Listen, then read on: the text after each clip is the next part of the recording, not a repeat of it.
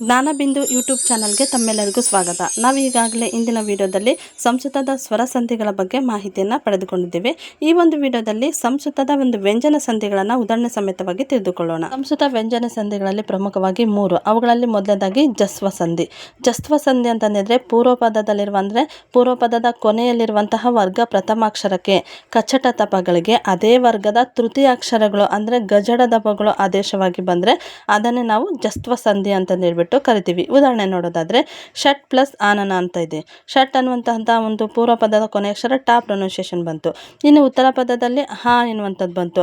ಅಂದರೆ ಇಲ್ಲಿ ಠಕಾರಕ್ಕೆ ಯಾವ್ದು ಬಂದಿದೆ ಅಂದರೆ ಢಕಾರ ಬಂದಿದೆ. ಹೌದಾ, ಷಢಾನನ ಅಂತಂದು ಹೇಳ್ಬಿಟ್ಟು. ಅದೇ ರೀತಿಯಾಗಿ ಸತ್ ಪ್ಲಸ್ ಉದ್ಯೋಗ ತಾಕಾರಕ್ಕೆ ಇಲ್ಲಿ ಏನು ಬರ್ತೈತಿ ತಾ ಬರುತ್ತೆ. ಹೌದಾ, ಇಲ್ಲಿ ಉದ್ಯೋಗ ಅನ್ನುವಂಥದ್ದು ಹೂ ಬಂತು. ಇಲ್ಲೇನು ಬಂತು ತಾ ಬಂದತ್ತೆ ಅಂತಂದಿದ್ರೆ ಅದೇ ಒಂದು ವರ್ಗದ ತೃತೀಯ ಅಕ್ಷರ ಯಾವುದಪ್ಪ ಅಂತಂದಿದ್ರೆ ತಕಾರಕ್ಕೆ ಬರುವಂಥದ್ದು ಧ. ಓಕೆ, ಸದುದ್ಯೋ ದ ಬಂತು ನೋಡಿರಿ, ಸದುದ್ಯೋಗ. ಈ ರೀತಿಯಾಗಿ ಇನ್ನು ನೆಕ್ಸ್ಟು ಚುತ್ವ ಸಂಧಿ. ಚುತ್ವ ಸಂಧಿ ಅಂತಂದಿದ್ರೆ ಚು ಎಂದರೆ ಶಕಾರ ಮತ್ತು ಚಕಾರ ವರ್ಣಾಕ್ಷರಗಳು. ಚ ವರ್ಣಾಕ್ಷರಗಳಂತಂದಿದ್ರೆ ಛ ಛ ಜ ಜ ನ. ಈ ಒಂದು ಸಂಧಿಯಲ್ಲಿ ಪೂರ್ವಪದದ ಕೊನೆಯಲ್ಲಿ ಸಕಾರದ ಮುಂದೆ ಶಕಾರವು ಮತ್ತು ಚಕಾರ ವರ್ಣಾಕ್ಷರಗಳು ಬಂದರೆ ಸಕಾರಕ್ಕೆ ಶಕಾರದ ಒಂದು ಆದೇಶವಾಗುತ್ತದೆ. ಇದನ್ನೇ ನಾವು ಚುತ್ವ ಸಂಧಿ ಅಂತಂದು ಹೇಳ್ಬಿಟ್ಟು ಕರಿತೀವಿ. ಇಲ್ಲಿ ಇನ್ನು ತಾ ವರ್ಣಾಕ್ಷರಗಳು ಏನಾದರೂ ಬಂದರೆ ತಾ ತಾ ದಾದನ ಮುಂದೆ ಚ ವರ್ಣಾಕ್ಷರಗಳು ಆದೇಶವಾಗಿ ಬರುತ್ತವೆ. ಉದಾಹರಣೆಗಳನ್ನು ನೋಡೋದಾದ್ರೆ ಸತ್ ಪ್ಲಸ್ ಜನ ಅಂತಂದಿದೆ. ಇದು ತಾಕಾರ ಬಂತು ಕೊನೆಯಲ್ಲಿ. ಹೌದಾ, ನಾವಿಲ್ಲಿ ಝಕಾರ ಪ್ರೊನೌನ್ಸಿಯೇಷನ್ ಅಂತ ಸಜ್ಜನ ಅನ್ನುವಂಥದ್ದು.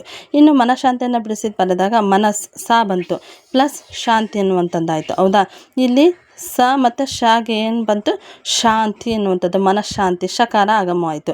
ಈ ರೀತಿಯಾಗಿ ಇನ್ನು ಅನುನಾಸಿಕ ಸಂಧಿಗಳಂತಂದಿದ್ರೆ ವರ್ಗದ ಪ್ರಥಮಾಕ್ಷರಗಳಾದಂತಹ ಕಚಟ ತಪಗಳಿಗೆ ಅದೇ ವರ್ಗದ ಅನುನಾಸಿಕ ಅಕ್ಷರಗಳು ಅಂದರೆ ಕೊನೆಯಲ್ಲಿರುವಂತಹ ಜ್ಞ ನ ನ ನ ಮ ಪರವಾದರೆ ಅದೇ ಒಂದು ಸಂಧಿಯನ್ನು ನಾವು ಅನುನಾಸಿಕ ಸಂಧಿ ಅಂತಂದು ಹೇಳ್ಬಿಟ್ಟು ಕರಿತೀವಿ.